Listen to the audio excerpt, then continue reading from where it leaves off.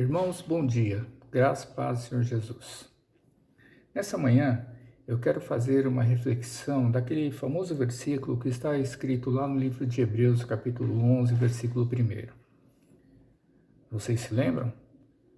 A palavra de Deus ela diz que a fé é a certeza das coisas que se esperam e a convicção dos fatos que não se veem.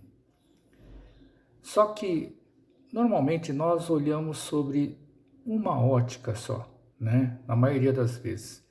Olhamos na ótica de que necessitamos de algo que nós consideramos impossível ou alguma coisa extremamente difícil de nós conseguirmos nas nossas vidas, não importa o que quer que seja ela numa enfermidade, seja ela na procura de um trabalho, seja ela na situação de algum problema, alguma dificuldade familiar, não importa o que quer que seja, mas normalmente quando nós lemos esse versículo, quando nós declaramos esse versículo, nós pensamos em algo ou uma situação referente às nossas vidas e que nós depositamos na presença de Deus, diante da presença de Deus, e nós pedimos a Deus para operar um milagre, o impossível nas nossas vidas. Só que hoje eu quero fazer uma análise da segunda parte de uma outra ótica que existe dentro desse versículo, né? Então, o que significa as coisas que nós esperamos e a convicção daquilo que a gente não vê, né?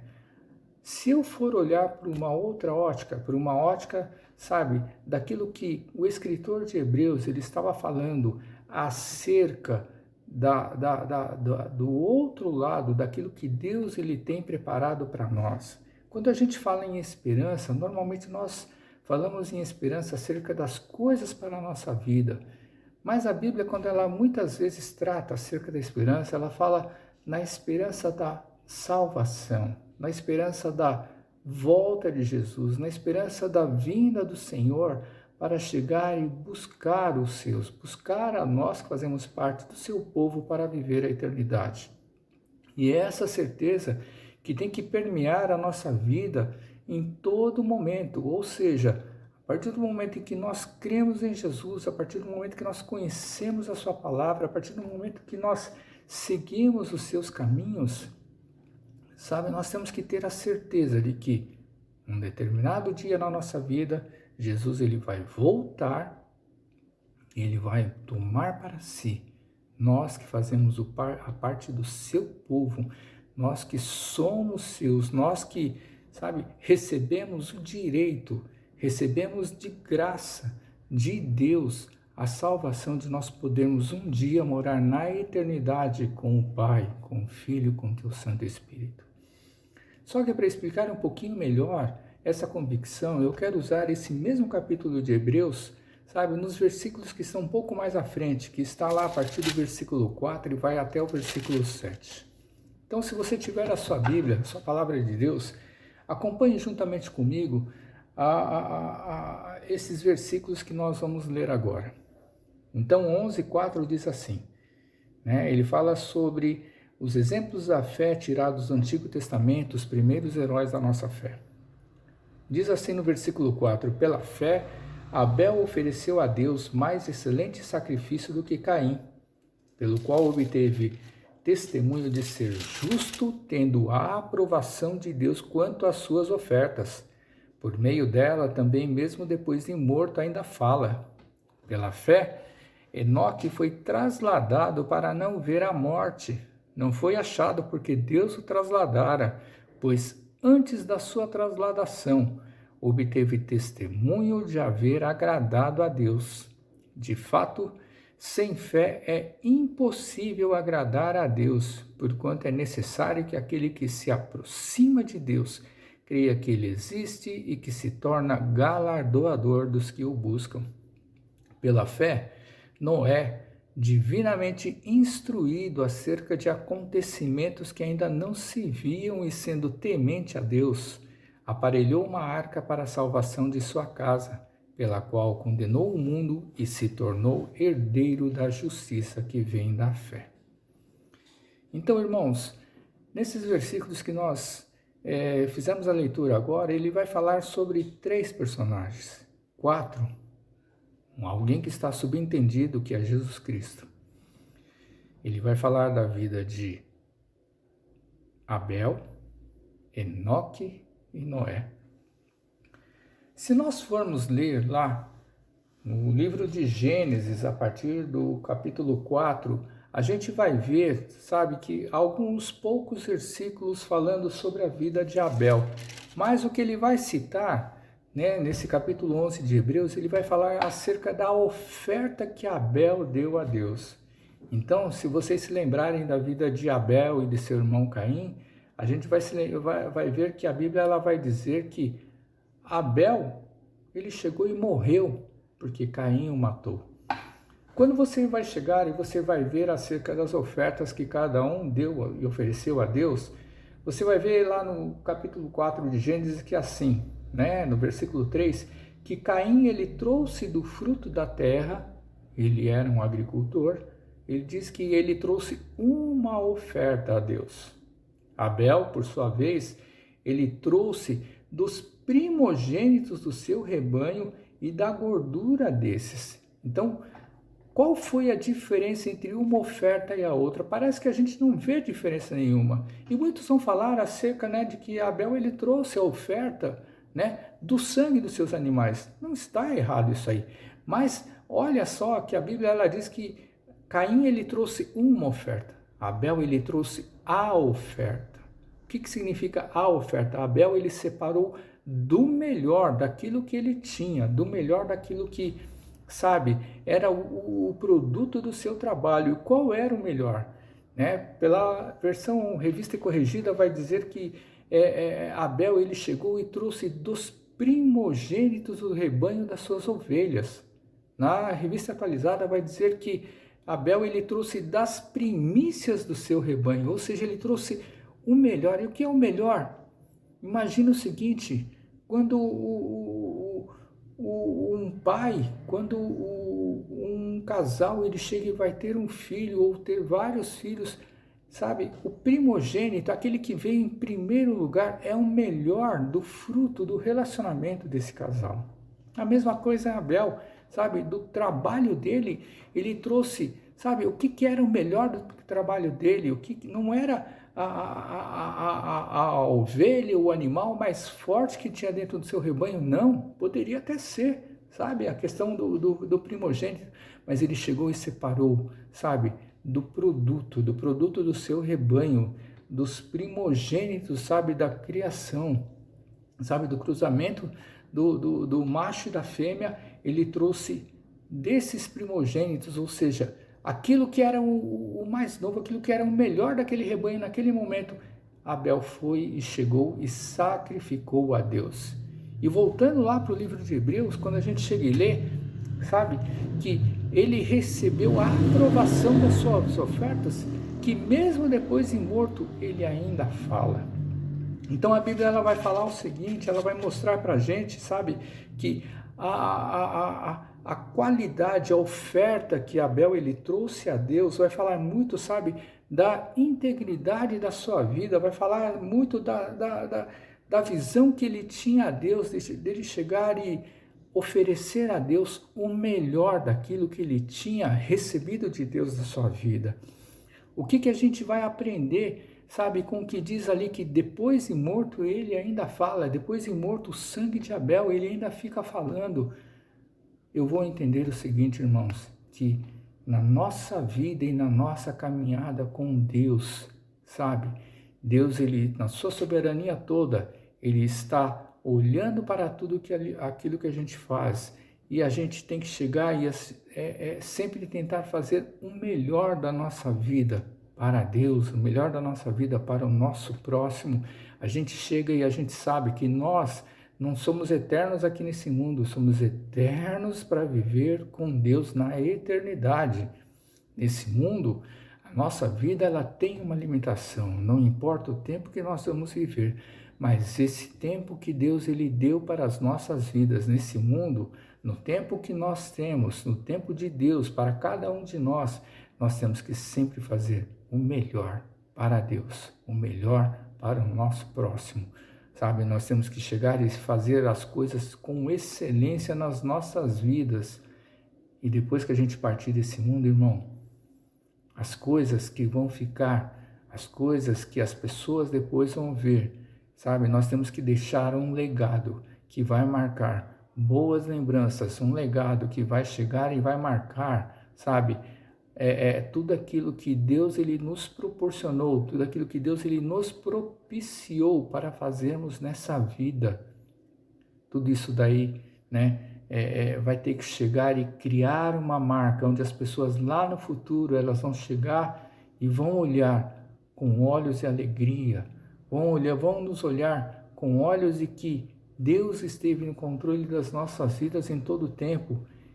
As pessoas elas vão ter que chegar e lembrar de nós no futuro de que as coisas que nós fizemos nessa vida, ela tem que honrar, ela tem que glorificar, ela tem que louvar a Deus acima de todas as coisas. Para que o nosso testemunho, para que as coisas que nós fizemos, sabe, na nossa vida, possa influenciar as próximas gerações, mesmo que a gente não esteja mais aqui. Por isso que o escritor ele diz lá que o sangue de Abel, sabe, depois de morto, ele ainda fala. As obras de justiça, as obras de glorificação, as obras de louvor a Deus sobre a sua vida. Um pouquinho mais à frente ele vai falar sobre Enoque. Enoque é interessante. A gente vai chegar e ver que não tem quase nada escrito de Enoque. E vai dizer assim lá no livro, no capítulo 5, que Enoque ele foi trasladado para não ver a morte, não foi achado porque Deus o trasladara. Antes da sua trasladação, ele obteve testemunho de haver agradado a Deus. Aí quando a gente vai chegar e vai lá no livro de Gênesis também, sabe, olhar sobre a vida de Enoque, olha só que interessante. No capítulo 5 vai dizer assim, 3 versículos falando de Enoque. Enoque viveu, versículo 21 vai dizer assim, que Enoque ele viveu 65 anos e gerou a Matusalém. Andou Enoque com Deus e depois gerou a Matusalém. Ele viveu 300 anos e teve filhos e filhos. Todos os dias de Enoque foram 365 anos. Andou Enoque com Deus e já não era, porque Deus o tomou para si. Olha só que interessante. Não fala praticamente nada nesses 3 versículos, sabe, sobre Enoque. Não fala sobre as suas qualidades, mas ele cita por 2 vezes uma frase que diz assim, andou Enoque com Deus. O que significa andar com Deus, irmãos? Nós temos uma concepção nos nossos tempos, nos nossos dias, de andar com Deus, uma coisa um pouco diferente daquilo que a Bíblia ela nos ensina. Sabe o que significa andar com Deus? Andar com Deus é você ter, como a maioria das pessoas, elas vai chegar e de bate-pronto, quando recebe uma pergunta delas, o que significa andar a Deus? A gente vai chegar e ver, que a maioria das respostas é, andar com Deus é ter comunhão com Deus. Não está errado, é certo, sabe? Andar com Deus significa ter comunhão com Deus. Agora, quando a gente chega e fala em ter comunhão com Deus, o que significa? As pessoas elas vão chegar normalmente e vão falar assim, que ter comunhão com Deus, sabe? O que significa? É você chegar e estar sempre orando a Deus, você estar sempre falando com Deus, você estar fazendo a sua vontade, sabe? Você, tudo aquilo você chegar, que você fizer na sua vida, você vai e deposita nas mãos de Deus e tudo isso está correto.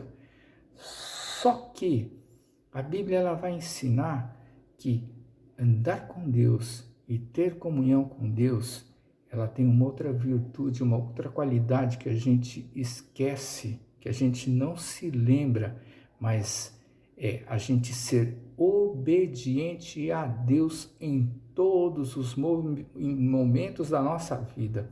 O que significa a obediência? A palavra obediência é uma virtude, é um comportamento onde nós acatamos sempre as ordens que são dadas por alguém.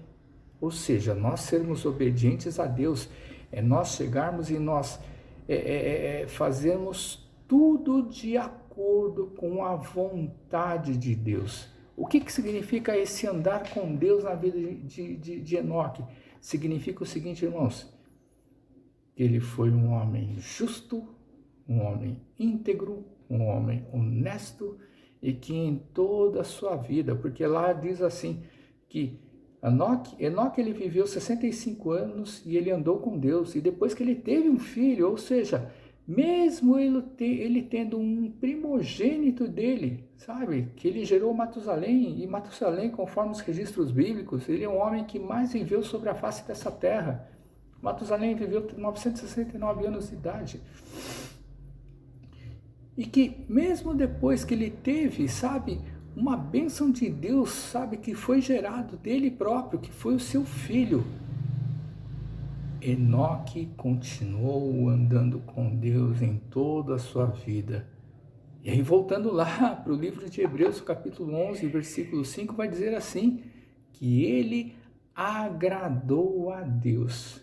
Irmãos, quando a gente agrada a Deus, sabe, é porque nós seguimos, nós satisfazemos e nós obedecemos em tudo aquilo que Deus ele chega e ele determina para a nossa vida.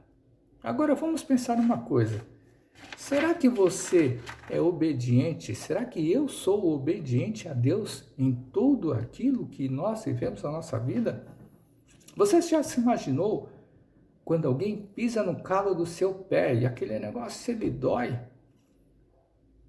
Uma vez você chega e pode chegar e fechar a sua boca, pensar em revidar. Você se segura. Agora, e quando começa a se tornar frequente na sua vida? Quando você levanta de mau humor? Quando você, sabe, está vivendo um momento difícil na sua vida?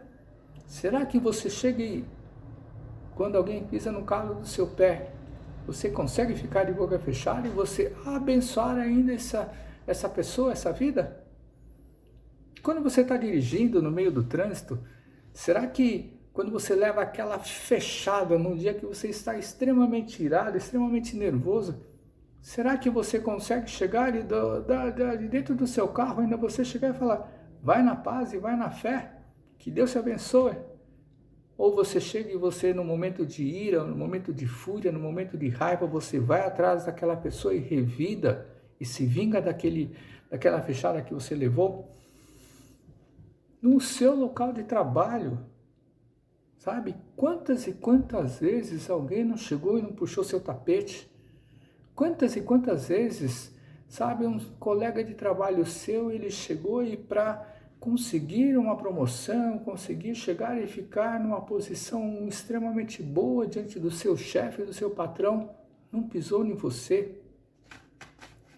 Quando alguém chega, sabe, e te irrita profundamente, alguém que chega e, sabe, diz coisas que não são verdadeiras na sua vida, falam falsas mentiras, e você chega e você não fez nada para aquela vida, você consegue ficar quieto, e mesmo assim, além de ficar quieto, porque não é só ficar quieto que nós temos que ficar, mas nós temos que abençoar essas vidas, nós temos que orar por essas vidas, nós temos que chegar e assim, sabe, mesmo que algum dia essas vidas elas chegam e se viram, sabe, e passam a chegar e necessitar de alguma coisa, será que você estende a sua mão para ajudar?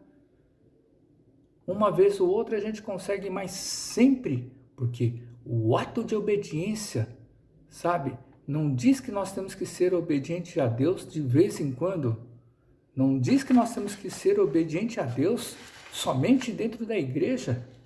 Não diz que nós temos que ser obedientes a Deus, sabe? Somente quando nós fazemos a obra de Deus. Olha onde Jesus ele entra na questão da obediência. Lá em Filipenses, no capítulo 2, sabe? A gente vai chegar e a gente vai ver que Jesus, ele vai, o apóstolo Paulo, ele vai falar lá no versículo 7, no capítulo 2 de Filipenses, ele vai falar que Jesus, ele se esvaziou, assumiu a forma de servo, tornou-se semelhança de homens e, reconhecido em figura humana, a si mesmo se humilhou, tornando-se obediente até a morte e morte de cruz. Olha só o que Paulo ele vai falar acerca de Jesus. Só nesses dois exemplos de Abel e de Enoque, nós podemos chegar e ver como Cristo ele chega e se relaciona a estas coisas. Abel, ele foi morto injustamente porque é por causa de um ciúme, sabe? Um ciúme de irmão, um ciúme doentio fez com que ele fosse morto injustamente. Jesus, ele não tinha pecado nenhum, mas ele foi até aquela cruz, sabe? Para pagar um preço que não foi dele, um preço que era nosso. E Jesus, ele foi obediente até a morte, e a morte de cruz. Agora você se coloque no lugar de Jesus, na figura humana. Você chega e você conseguiria pensar da maneira que ele pensou naquele momento, quando ele estava indo para a cruz, quando ele estava, sabe, indo, porque ele mesmo se entregou para morrer. Você se imagine ele dentro daquela situação humana, sabe, aonde ele chegou e ele não teve culpa nenhuma acerca de nada daquilo que estavam acusando a vida dele.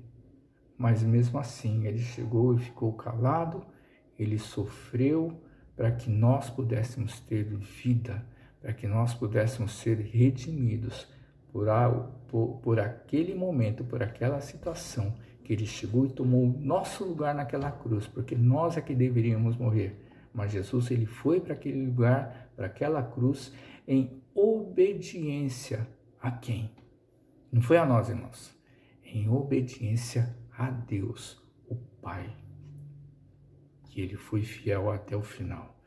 Então, olha como esses poucos personagens, ele fala demais acerca do nosso Senhor Jesus Cristo. Olha Noé. Noé, sabe, juntamente com Enoque, lá no livro de Gênesis, são os dois únicos exemplos no livro de Gênesis todinho, onde diz que Noé e Enoque andaram com Deus. No livro de Gênesis, no capítulo 6 até o capítulo 9, vai contar sobre a história de Noé. E aí, só para a gente poder chegar e a gente ver lá, porque em Hebreus, né, ele vai chegar e falar que Noé, divinamente instruído acerca dos acontecimentos que ainda estavam para vir, sabe? Ele aparelhou e fez exatamente aquilo que Deus lhe mandou, que foi construir uma arca para salvação da sua casa e dos animais, sabe? Onde Deus ele condenou o mundo, vai dizer que Noé ele se tornou herdeiro da justiça que vem da fé. Olha que coisa interessante, lá no livro de Gênesis, no capítulo 6, versículo 9, vai dizer assim: eis a história de Noé. Noé era homem justo e íntegro entre os seus contemporâneos. Noé andava com Deus. Olha só que bênção, irmãos. Olha que exemplo que são essas pessoas que estão registrados lá no Antigo Testamento, sabe? A gente vai olhar e falar assim, nossa, que homens de fé. Mas, olha que interessante, não eram homens de fé para chegar e fazer com que Deus produzisse um milagre pessoal para a vida deles, única e exclusivamente. Eram homens de fé para chegar e fazer com que a obra de Deus, para fazer com que o projeto e o plano de Deus fosse executado, fosse encaminhado, e eles chegaram e falaram para Deus, sabe? Eis-me aqui, Senhor, estou te servindo, estou te seguindo e vou fazer aquilo que o Senhor quer na minha vida. O exemplo de Noé, sabe? Quando ele vai falar que ele era homem justo e íntegro, se você for ler a história de Noé, vai dizer que Deus ele chegou e ele se arrependeu da criação que ele tinha feito, ele se arrependeu de ter criado o homem, sabe, porque o homem ele estava multiplicando cada vez mais os seus pecados, que o homem estava cada vez mais desagradando, sabe, o seu Criador. E Noé, ele era um homem, sabe, um ponto fora da curva. Noé, naquele seu tempo, ele era um homem que, sabe, ele andava com Deus. Noé, ele era um homem que ele reconheceu a graça de Deus sobre a sua vida e que quando Deus ele o chamou para construir a sua arca, sabe, a partir do momento em que ele era um homem justo e íntegro, ele demorou, a Bíblia diz, né, pela história da Bíblia, vai dizer que ele demorou mais ou menos 120 anos para construir essa arca. Agora imagina o seguinte, se ele era um homem justo, ele era um homem íntegro, ele era um homem que andava com Deus, você acha que ele somente ele construiu a arca nesses 120 anos? Irmãos, quando a gente começa a chegar e ler o entendimento de justo, sabe? Um homem que é bem-aventurado, de um homem que é íntegro, é um homem honesto, é um homem que, sabe, íntegro significa que todo o seu ser, ele por completo, ele inteiro, sabe, ele era um homem de Deus. E quando a gente chega e fala que, sabe, é um homem que, ou uma mulher que é homem ou mulher de Deus, sabe, e que andava com Deus, não significa que somente o nosso procedimento, somente a nossa vida, somente o nosso testemunho de vida, sabe, é acima de toda e qualquer suspeita, não, sabe? Alguém que anda com Deus é alguém que chega e vai falar, e vai pregar, e vai falar para as pessoas quem é o Deus da vida dela, quem é o Deus a quem ele serve, quem é o Deus que chega e faz com que nós andemos juntamente com ele. Então imagina o seguinte, que nesses 120 anos que Noé ele demorou para construir essa arca, nesses 120 anos, Noé ele ficou pregando entre os seus contemporâneos, entre as pessoas com quem ele convivia. Noé ele falava quem era o Deus a que ele servia. A Bíblia não vai falar e não vai mostrar nenhum milagre de algo que Deus ele fez nesses 120 dias, nesses 120 anos na sua vida. Mas a sua integridade, a sua vida, o tempo que ele demorou para construir aquela arca, sabe? Provavelmente ele foi humilhado, provavelmente ele foi motivo de chacota, provavelmente naquele tempo as pessoas chegavam e falavam, para que você está construindo esse grande barco, sabe? Para que você está construindo isso daí? Para que ele serve no meio do deserto, no meio do nada? Se era deserto, né? Naquele momento. Provavelmente naquele tempo, sabe, não existia chuva e provavelmente Noé ele já falava acerca daquilo que Deus ele estava preparando para acontecer. Mas Noé, ele chegou em momento nenhum, ele se envergonhou de ser homem de Deus.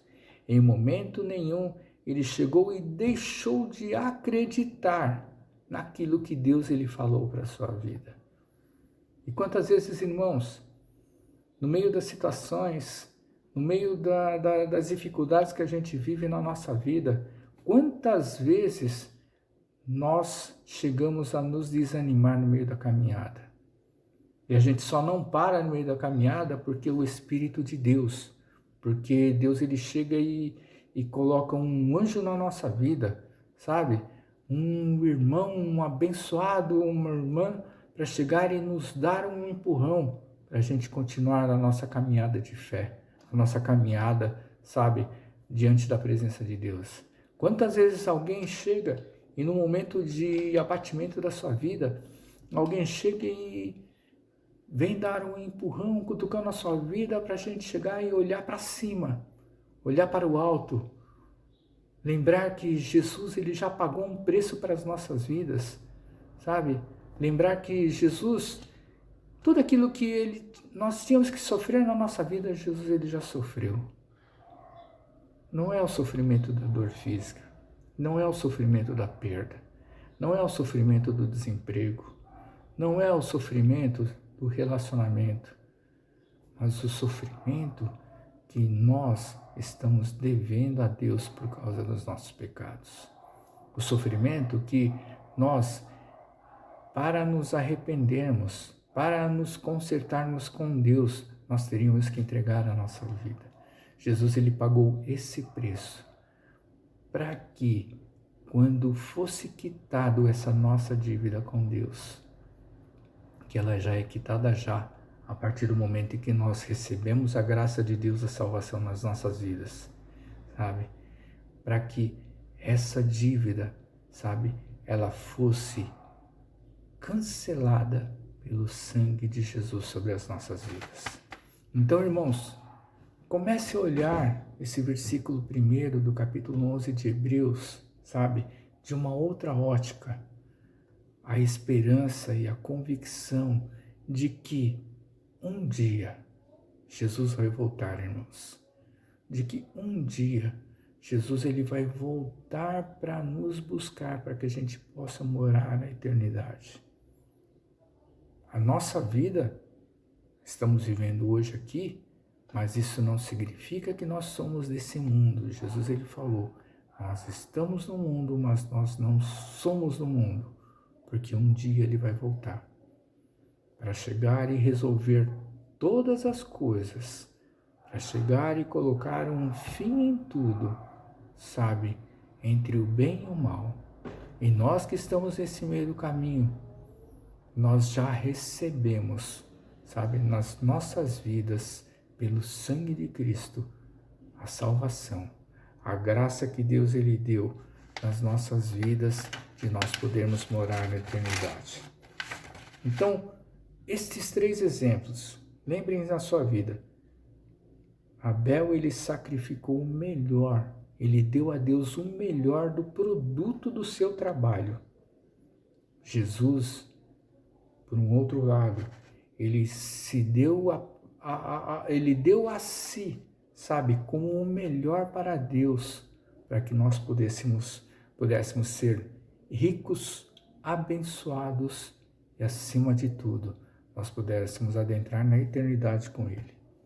Enoque, ele foi tomado por Deus, ou seja, ele não experimentou a morte. Enoque, ele já foi para a presença de Deus. Olha só Jesus, ele morreu, ele ressuscitou, ele foi elevado aos céus para sentar à destra de Deus, aguardando o dia em que Deus vai chegar e falar para Jesus, vir para esse mundo e voltar e levar a nós que fazemos parte do seu povo. Noé, ele foi obediente a Deus na construção dessa arca, sabe? Ele chegou e obedeceu, e além de tudo, dele ter obedecido, ele foi íntegro, ele foi um homem justo. Jesus, ele foi obediente até a morte. Então, irmãos, fica no teu coração, sabe, essa palavra, que o justo, pela sua fé, ele vai viver a sua vida. Esses 3 exemplos, eles mostram um pouquinho do que significa, sabe, que da justiça que ela vem pela fé, de nós nos esforçarmos para sermos justos, íntegros, honestos, e que nós venhamos a agradar a Deus em todos os momentos da nossa vida. Não se esquecendo que, Deus, ele diz ali no versículo 6 acerca da nossa fé. Ele é galardoador daqueles que o buscam. O que significa ser galardoador? Sabe? Deus, ele é abençoador. Deus é aquele que vai te recompensar, vai te premiar acerca da sua fidelidade, da nossa obediência a Deus. Tenha uma semana abençoada, tenha uma semana repleta, sabe, de bênçãos de Deus sobre a sua vida. Uma semana de muitos desafios, mas que pela fé, no nome de Jesus Cristo, você e eu já vencemos todas as coisas através do sangue de Jesus que está sobre as nossas vidas. Obrigado por tudo, no nome de Jesus, Deus abençoe a vida de vocês. Amém.